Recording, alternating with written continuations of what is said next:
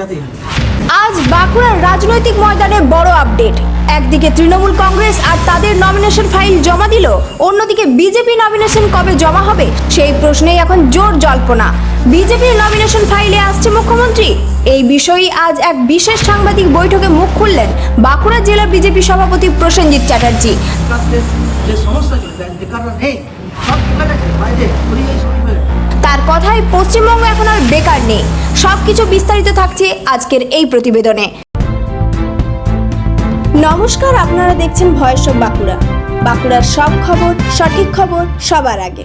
বাঁকুড়া জেলা বিজেপি সভাপতি প্রসেনজিৎ চ্যাটার্জি তিনি জানান, আগামীকালই বাঁকুড়ায় বিজেপি নমিনেশন ফাইল জমা দেওয়া হবে এবং সেই দিনটি হতে চলেছে অত্যন্ত গুরুত্বপূর্ণ ও জাঁকজমকপূর্ণ। আগামীকাল আমাদের নমিনেশন আছে বাঁকুড়া বিধানসভা, ছাতনা বিধানসভা, শালতোড়া বিধানসভা, সাথে সাথে আমাদের সন্ধ্যা এবং বরজড়া, এই গোটা বিধানসভার প্রার্থীরা আগামীকাল আসবে এবং ডিস্ট্রিক্ট ম্যাজিস্ট্রেটের অফিসে নমিনেশন করবে। বিশেষ অতিথি হিসেবে কোন মুখ্যমন্ত্রী থাকছে এই নমিনেশন ফাইলের পথসভায়? তিনি কিভাবে আসবেন আর তার হেলিকপ্টার বাঁকুড়ার কোথায় ল্যান্ড করবে?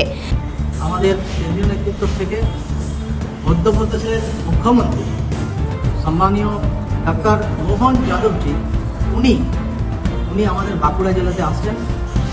সেটা আপনাদের মিডিয়ার মাধ্যমে বিভিন্ন চ্যানেলে বলতে চাই যে আজ আমরা সৌভাগ্যবান যে বাংলাকে বাঁচানোর জন্য, বাঁকুড়ার সিটগুলোকে জেতানোর জন্য ওনার মতো একজন মুখ্যমন্ত্রী আমাদের এখানে আসছেন এবং আমাদের কর্মীরা খুব উৎসাহিত এবং গর্বিত এই জন্য।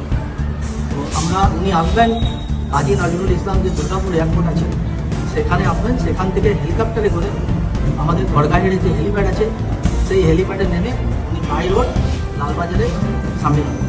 বিরোধীদের নমিনেশন প্রসঙ্গেও কড়া মন্তব্য করেন তিনি। তার দাবি, বিজেপি এইবার সংগঠনের দিক থেকে অনেক শক্তিশালী এবং মানুষের সমর্থন তাদের দিকেই। সবচেয়ে চাঞ্চল্যকর মন্তব্য হিসেবে উঠে এসেছে তার এই বক্তব্য, পশ্চিমবঙ্গে এখন আর বেকার নেই। এসআইআর করলো কারা? আমাদের বিজেপি জিতে গেছে, সেখানে ইভিএম এর গন্ডগোল, এসআইআর এর গন্ডগোল। এসআইআর তো সব জায়গাতেই হচ্ছে। এসআইআর আমরা স্বচ্ছ ভোটার তালিকা প্রকাশ পেয়েছি, কেস করুন, ওনারা কেস করুন। ওনাদেরকে লোকজন দিয়ে ডিস্ট্রিক্ট ম্যাজিস্ট্রেট এবং বাকি যারা আছে তৃণমূলের লোকজন দিয়ে এসআইআর করতে হচ্ছে। আপনারা দেখতেই পাচ্ছেন মানুষজন কীভাবে ভারতীয় জনতা পার্টির পক্ষে কথা বলছে এবং বেরোচ্ছে, কার্যকর্তারা উৎসাহ দেখতে পাচ্ছেন। আর তৃণমূলের সম্মানীয় মুখ্যমন্ত্রীরও মিছিল মিটিং দেখছেন কীরকমভাবে সাড়া করছে। আপনারা এটা দিয়ে পরিষ্কার জানতে পারছেন যে নির্বাচনে কী হতে চলেছে এবং মানুষজন কাকে চাইছে। এবং উন্নয়ন আপনারা দেখতে পাবেন, শিল্পের উন্নয়ন দেখতে পাবেন। বেকারদের যে সমস্যা চলছে, বেকাররা নেই, সব চলে গেছে বাইরে, এই শ্রমিক এগুলো সব ফিরিয়ে আনা হবে, এখানে ইন্ডাস্ট্রি হবে। তিনি আরও জানান, বিজেপির এই বছরের প্রধান লক্ষ্য হলো রাজ্যের বড় পরিবর্তন আনা এবং উন্নয়নের নতুন দিশা দেখানো। এখন দেখার আগামীকাল বিজেপির নমিনেশন কতটা জাঁকজমকপূর্ণ হয়, কারা উপস্থিত থাকেন এবং এই রাজনৈতিক লড়াই কোন দিকের মোড় নেয়। এই ছিল আজকের বিশেষ প্রতিবেদন।